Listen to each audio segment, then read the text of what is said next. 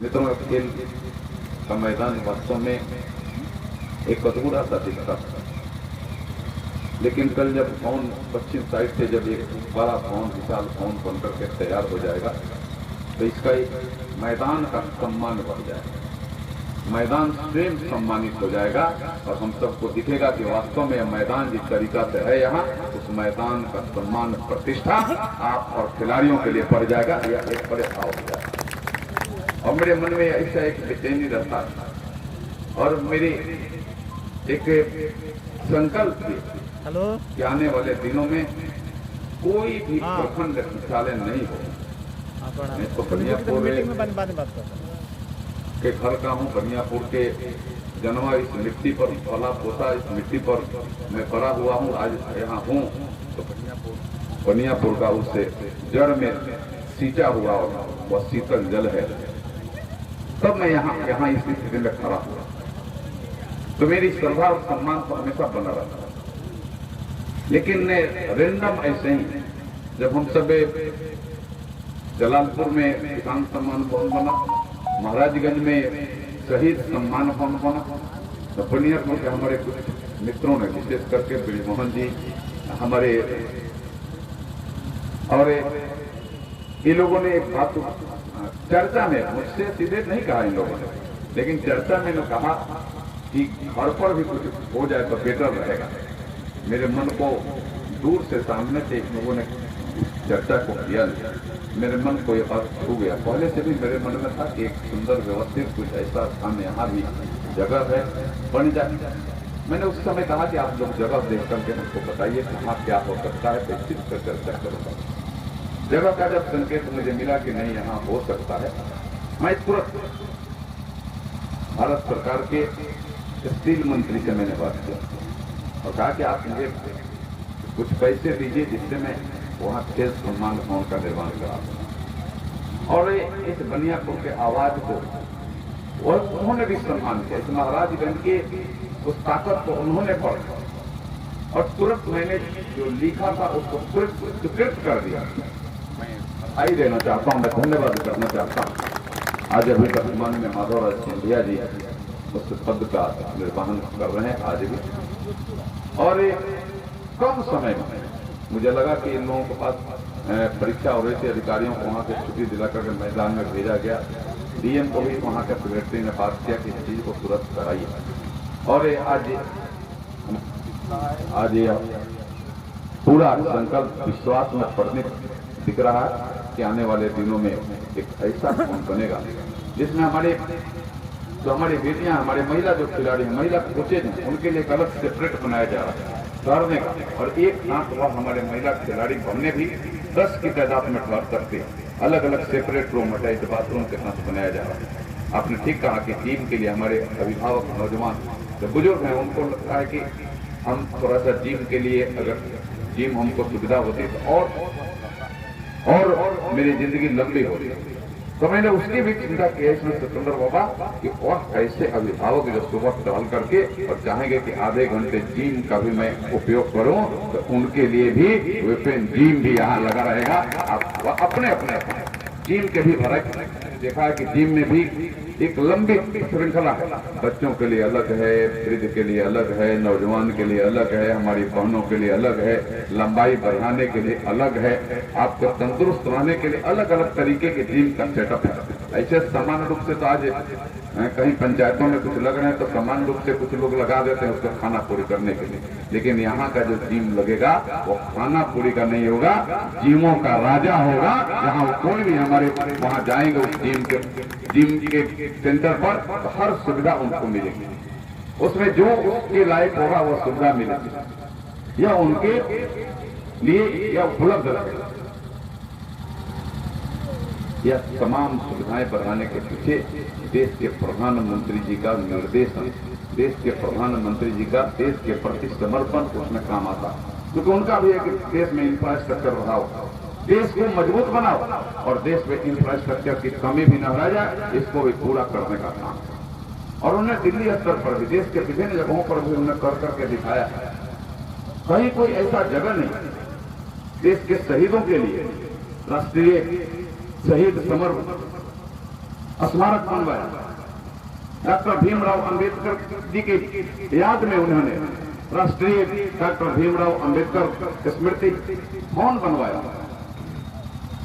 भारत मंडपम, आप सबने देखा होगा प्रगति मैदान में भारत मंडपम, एक छोटा नहीं एक विशालतम उसको कहेंगे। एक बार में 10-10 हजार लोगों को इंडोर में बैठक होती है। एक बार में 100-100 लोगों को बैठे तो 200 जगह बैठ कर, एक बार में 50-50 जगहों को लोगों को बैठना पड़े तो वह 250 जगह को बैठ कर, अलग अलग सेंटर ऐसे बनाए। एक कजुआ बिहन में, यानी अभी जो G20 के आज अभी हुआ था जो भारत में अभी बैठा, वो एक छाप छोड़ दिया है वह भारत मंडप। और दुनिया के देश देख रहे हैं मेरे यहाँ इतना एक जगह कहां से आएगा भैया। एक जगह 50 बैठक एक जगह हो रही है, 50 बैठक एक जगह, सारे सेटअप लगे हुए, सारे कॉन्फ्रेंस रूम अलग अलग बनाए गए, इस टाइप का सेटअप वहां बनाया गया। तो भाई दिल्ली में इतना बन सकता है तो बनियापुर में उसका छोटा स्वरूप तो कम से कम खिलाड़ी भाई और बहनों के लिए मिल जाए, या तो मेरा मन उनको तय मिल जाए। और यही मन की भावना, मैं अन्य चीजों पर नहीं बोलना चाहता हूं कि रोड क्या था, पानी क्या था, बिजली क्या थी, आपकी व्यवस्थाएं कैसी थी, आप कोई संसद के पास जाते थे कि जाने के पहले थर्राते थे, ये क्या जाने के पहले आप प्लान बनाते थे, प्लान आपके रास्ते में भूल जाता था। लेकिन आपके यहाँ आपका सांसद आपके घर का बेटा भाई है, आप सांसद के गाड़ी को रोकते भी हैं और शाम से अपनी बात को कह करके मनवाते भी हैं, यह आपको सौभाग्य।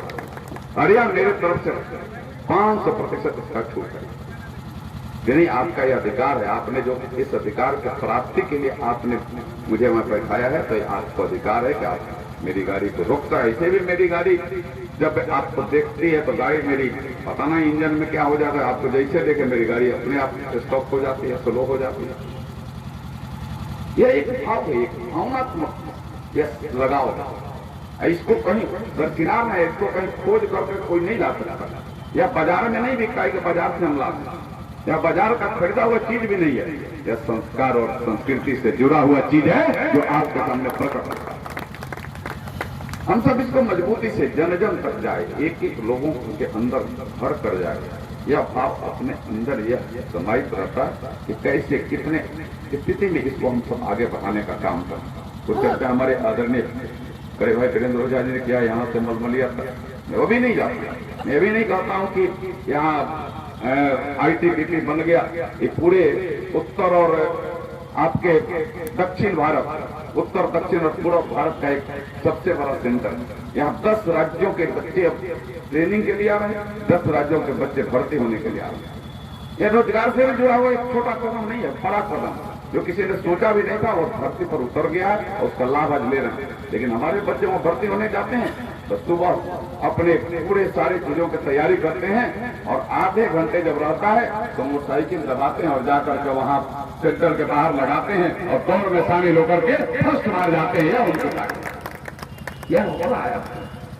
और मैं तो करता हूं तो ITBP का भाई रमाशंकर मिश्र जी, बिरगोहन जी, कि वहां से हर बच्ची के शादी के लिए मिनिमम 10,000 रुपये का वहां अलग से उसको सहयोग मिलना है। तो ITBP में वहां जो कैंटीन है वो फ्री फॉर ऑल किया गया है और जब भी आप जाइएगा तो क्वालिटी का सामान भी मिलता है और सस्ता भी मिलता है।